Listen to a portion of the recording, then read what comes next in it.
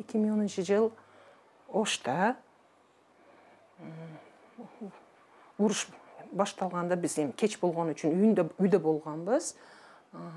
Уруш болгон себеби мени өзүмө жеке пикирим бул бийликке келишлик үчүн бир топ адамдардын ошо бир бийликти кетирип туруп, революция кылып туруп, элди алдап алып чыгып туруп, бийликти басып албады, революция кылдык деп туруп, бийликке келиш максатында болгон иш деп ойлойм. Ошо 90-жылдан кийин октябрь айында мен күйөөгө чыкканмын.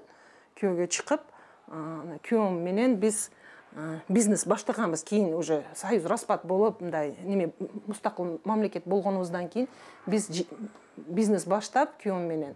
Анан бизде өзүбүздө ошо 2010 жылга уже 20 жылдык мээнетибиз бар болчу. Биздин Ошта вещевой рынок деп коет. Ошо вещевой рынокто бир магазинибиз болчу. Анан кийин мына Ленин көчөсүндө чоң магазинибиз бар болчу. Ошо события күнү биз эрте менен бир саат 11-лер чамасында күйөөм менен ошо неме болгондон кийин ошо магазинибиздан хотя бы документларыбызды алып чыгып кетелик деп түшкөнбүз. Бир суроо. Сиз ошол события болоруну сиз билген жоксуз ошо күнү? Мен билген эмесмин да, биз эч кандай кабарыбыз болгон эмес да биз. Событиям ошо именно менин магазиним менен бир дебал кошуну немеден башталган. Биринчи ошо жер күйгөн кафе. Салкын кафенин жанында биздин магазинибиз ошо бир дебал ошо Салкын кафе биринчи күйгөн Ленин көчөсүндө ошо жерде башталган. Анан кийин биз ошо күйөөм менен саат 11-лер 10-11 чамасындабы кийин түшкөнбүз, хотя бы документтерибизди алып чыгып бир неме кылып чыгып кетелик деп түшкөнбүз. Түшкөнүбүздө ошо жердеги жашап турган биз тааный турган эле эжелер чыгып туруп, анан кийин мени магазинге камап коюшкан, өртөйбүз деп. Биз түшкөнүбүздө товарларыбыз жерлерде, көчөлөрдө бар жогу сынган, ачык, көчөлөрдө чачылып жатат, уже товарды полный ташып чыгып кетип калган, остаткалары калган экен. Мародёрлор ташып чыгып кеткен. Анан кийин документтерди алып неме кылабыз десек, неме кылышпай койгон. Ошо жердеги эжелер эле, анан кийин эркектер эм чыккан, кошуналар эле болбосо ошо жерде бир жерде неме кылган. Анан кийин күйөөм аларга жакшы капырып, ялынып, мени зорго машинага чыгарган. Чыгарганда анан кийин келишип туруп, машинага бензин чачкан, өртөйбүз деп. Анан күйөөм бар жокто ала бергиле, биз өзүбүз тирүү чыгып кетип калсак болду деп туруп, анан кийин мени алып чыгып кетет. Машинага отуруп биз анан кететкенибизде, анан немеге жеткенибизде Араванскийге раса немелер келип аткан экен. Кыргыз балдар маскасы бар, маскасы жок, колдорунда бычак, ар кыл нерселер менен. Анан кийин токтосек биз ал жерде точно тирүү чыкмайбыз. Анан кийин күйөөм газды басты. Анан кийин алгилер колдо бар нерсесин машинага ыргытты. Анан кийин алги тез өтүп кетип калдык. Биз тез неме кылып токтобой койдук. Анан кийин мэриyaga жеткенде, анан кийин мындай неме кылсам, уже по телефону ар кыл немелер келип атат, информациялар. Уже черемушка жанып атат. Черемушкада аябай жаман адамдар неме болуп атат, өлүп атат деген уже информациялар келди. Анан кийин мэриyaga жеткенде, областный администрация жакта ушундай военный немелер көп турган экен. Анан кийин мен уже уккан элем немелер келгенин. Ошко Текебаевлар мекен келди деп укканмын да мен ошо маалда. Анан айттым күйөөмгө неме кылсаңыз, токтосаңыз мен кирип чыкам. Не бул черемушка бар жок янып, күйүп, өртөнүп, адамдар өлүп атса, булар эмнени күтүп турат? Неге булар неме кылып атат? Приказ берип ошону токтотпой атат деп неме кылсам, анан кийин күйөөм кой, деп айттым кирип бир огуз неме кылайынчы, мен Курсан Асанов комендант болду деп укканбыз. Деп анан кийин обл администрация тараптан мындай барып туруп, мэриyaga бардым. Барсам, аябай көп немеде формачан. Анан кийин без форма бир 10-15 чактай адамдар турат, эркектер.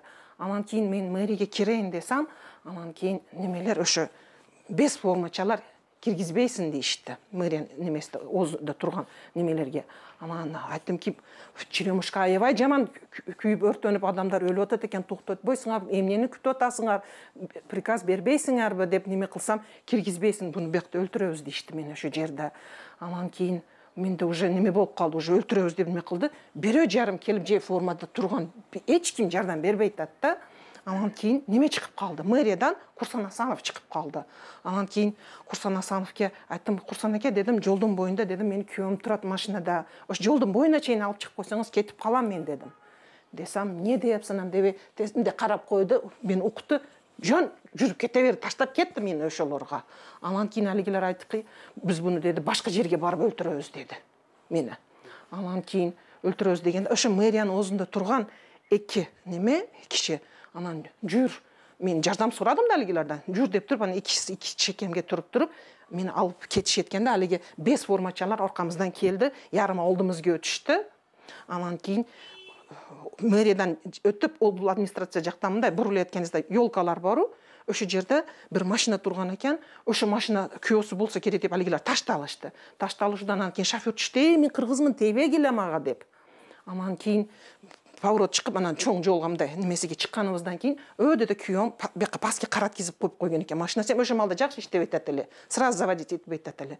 Анан өйдө турду, анан кийин алигилер күйөөмө карап эме кылат, күйөөмгө кет десем, уя мени таштап кеткен, неме кыла албай, мандраж болуп туруп калды. Айттым, кет деп мындай неме кылдым, колумда кетиң деп.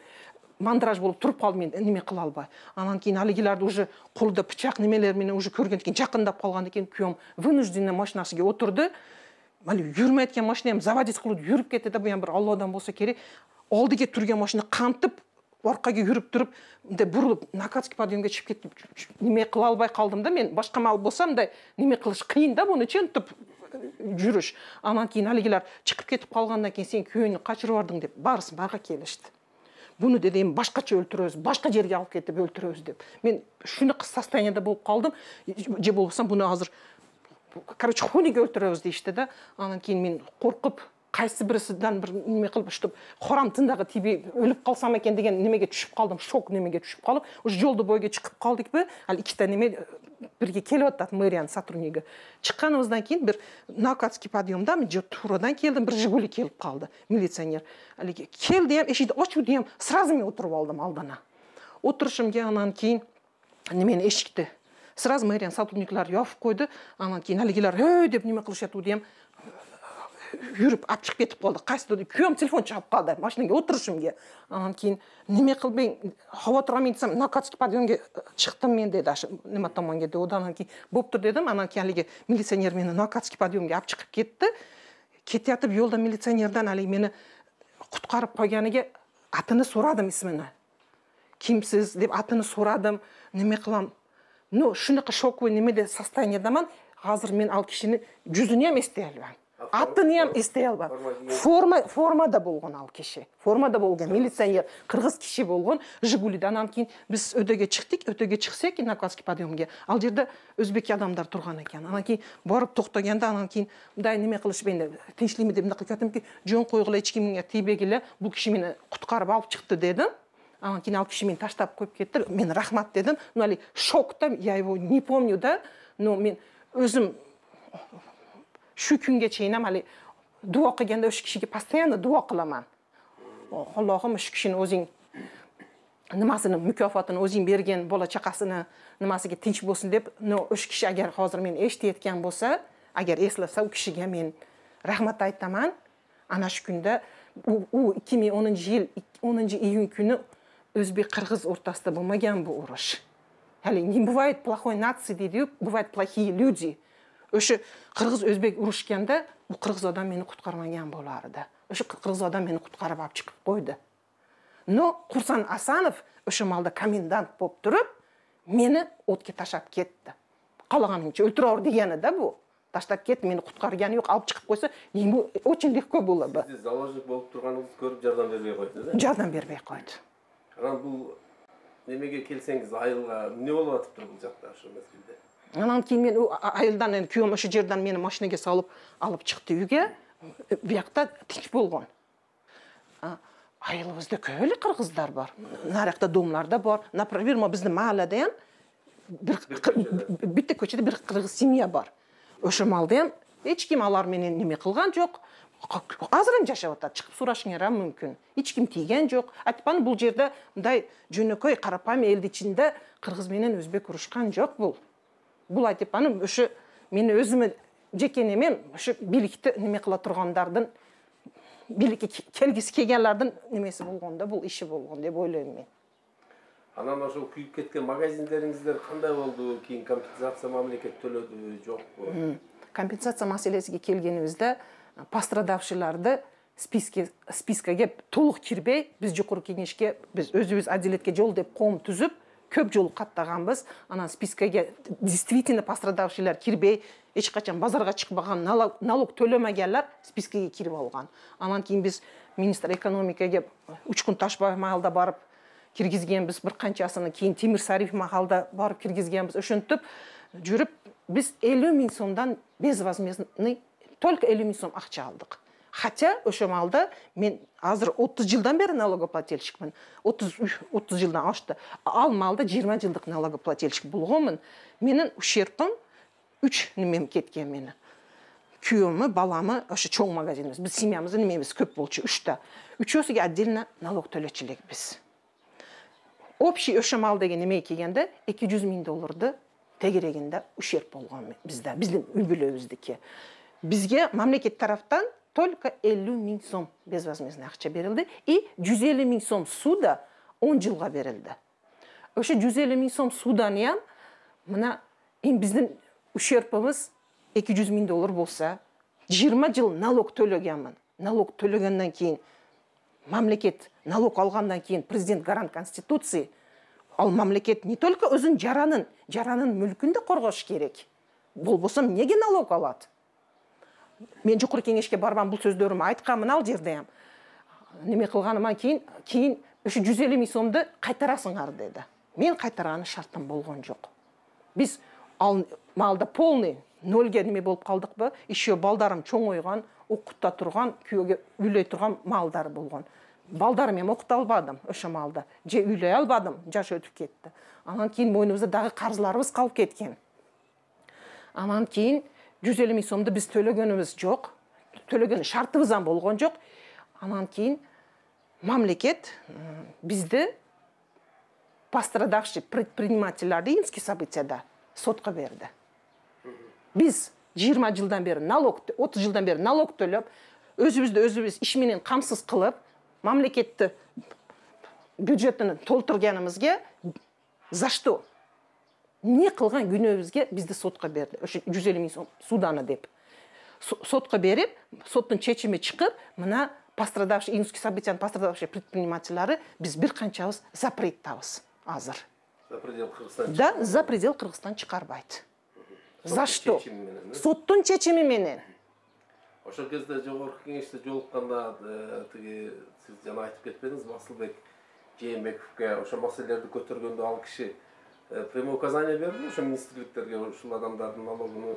Да. Ошо маалда биз фискальный комитетте Асылбек Шарипович отурат эле ошо маалда, ошо немелерди көтөргөнүбүздө, анан кийин мен ошо сөзүмдү Асылбек Шарипович анан бир канча депутат колдогон.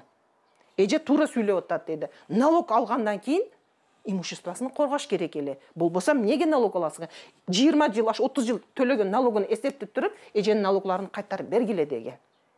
Ошондо налоговойдун төрагасы ким эле? Масалиев болгон. Председатели ошо маалда Масалиев болгон. Анан бул акчаны кайтарып берген жокму? Жок. Ал боюнча ошо жерде тема жабылды. Правительство аткарбайт. Жогорку кеңеш берет заданияны, правительство аткарбайт. Биз менен неме иштешкен? Алтыбаева Айнуру Тойчиевна деп депутат болгон ошо маалда. Ошол эжеке ham ошо биз менен көп иштешкен пострадавший предпринимательдер менен. Ошол кезде президент Роза Отунбаева беле же Алмазбек Шаршенович келген беле? Биринчи Роза Отунбаева отурду. Ошол мезгилде бара баштады. Биз ошо маалда бара баштаганбыз, кийин Алмазбек Шаршенович отурган. Эч кандай компенсация эчтеке төлөнгөн жок. Ошо 50 000 сом безвозмездный. Акчаны төлөбөйсүңөр деп бизди чакырып, раса неме кылышат. қысым басым қылышады, төлешіңер керек деп. Ал мен постоянно жазып берем. Хорошо. Мені ущербімді, 20 жылдық менетімді, $200,000 товарымды ущербімі восстановить етіп берсін мамлекет. Восстановить етіп берсе мені үш ақчаларымды. Мен не то, что 150 000 сом суданы, 50 000 сом ақчасынан безвозмездно дем қайтарып берем. Ал 50 000 сом менен 150 000 сом ақча алмалды біздің денсаулыққа жеткен жоқ. Ошы малды алған моральный немелерімізге, біз стresсларымызге до сих пор мына хронический арқыл оруларды ашырдық өзімізге. Біз үшідан бері жақсы бола албайды мен денсаулығымды. Бизнесімі восстановить ете албадым мен үшінді.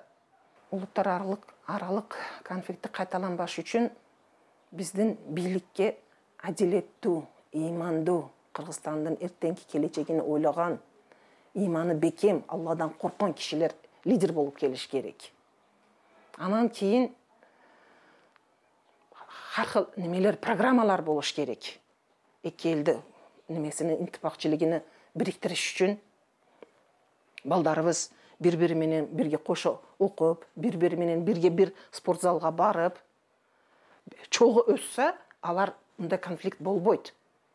Мұнда бізде Ошты шардымда қарасаңыз бөлініп қойғанда, мұна южный, наряқта Амур-Тимур, Шайтөбе, Узбекский районлар болып қалыпты.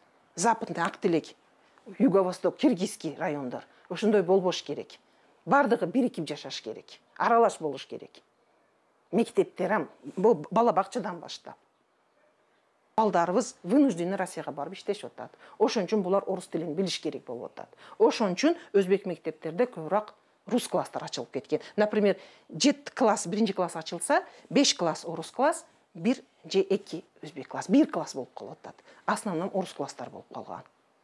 Анан кийин азыр мындай неме кылынган, анан биздин мамлекеттин дагы бир немеси бар, башка улуттарга өзүнүн тилин үйрөтүш үчүн, например, өзбек мектептерге мен балдарым чоңлары биринчи орус мектепте окуган, бул көбөйдү билген эмес мен. Азыр кичине балам өзбек мектептин рус классында окуйт да, китеп жок. Мамлекет өзүнүн тилин үйрөтүш үчүн биринчи башка улуттарды кыргыз тили, кыргыз адабияты китептери менен камсыз кылыш керек. Биз кыргыз тили, кыргыз адабиятын сатып алып атабыз. Андай болбойт да. Мен өші биринчи чокор кеңешке барганымда мага Алтынбек Сулейманов неме деген? Эже кыргызча сүйлөң деген. Мен алмалда биринчи шериктерим барса, кыргыз эжелер барса, июньский событияда пострадавшилер өзбек, сен эмне кыргыздар келип алыштың дептир. Аны мен кичине балам болчу алмалда. Анан мага чалышты, Азаткан келбесең болбойт, муналар мындай деп атат деп. Анан бардым. Барсам анан кийин өзбекче эле сүйлө деди. Сен өзүң кыргызга окшош, мен кыргызга окшошмун да. Аны кыргызча сүйлөп алсаң деди, кыргыз дейт сени ям деди. Анан кийин өзбекче сүйлөсөм жокор кеңеште. Ошо Алтынбек Сулейманов эже деди, же орусча сүйлөң, кыргызча сүйлөң деди. Анан кийин мен айттым, биринчиден дедим, мен мектепте окуган маалда мени мамлекет кыргыз тилин үйрөткөн эмес. Во-первых, экинчиден, мен мамлекеттик кызматта иштебейм. Мамлекеттик тилде сүйлөшүм үчүн. Биринчи, мамлекеттин күнөөсү мен мага тил үйрөтпөгөн. Экинчи, мен мамлекеттик кызматта иштебейм. Мен бир жөнөкөй аялмын. Анан кийин үчүнчүдөн дедим, кыргыз өзбек тили братский язык. Түшүнбөй атасызбы дедим. Же сизге переводчик алып кирип туреликпи дедим. Анан калган депутаттар чапек чабарды. Уят деп. Анан кийин 5-ден айттым, кыргызча ham сүйлөп кой берем, орусча ham сүйлөп кой берем. Просто силерде өткөн бар, мындай деген сөзүңөр үчүн мен азыр өзбекче сүйлөп атам дедим. Десем калгандар чапек чабып салышты. Ошондо. Ошон үчүн азыр эң чоң көйгөй мына немеден көрсө, бийлик ушуну неме кылыш керек, өзбек мектептер, өзбек немелер бар жерге кыргыз тили, кыргыз адабияты, Кыргызстан тарыхыны, китепти мамлекет милдеттүү өзүнүн тилин үйрөтүш үчүн камсыз кылганы. Кыргызстан, алга Кыргызстан, Кыргызстан, жаша Кыргызстан, сен гүлдөп өсө бересиң, кыз улуң барда Кыргызстан.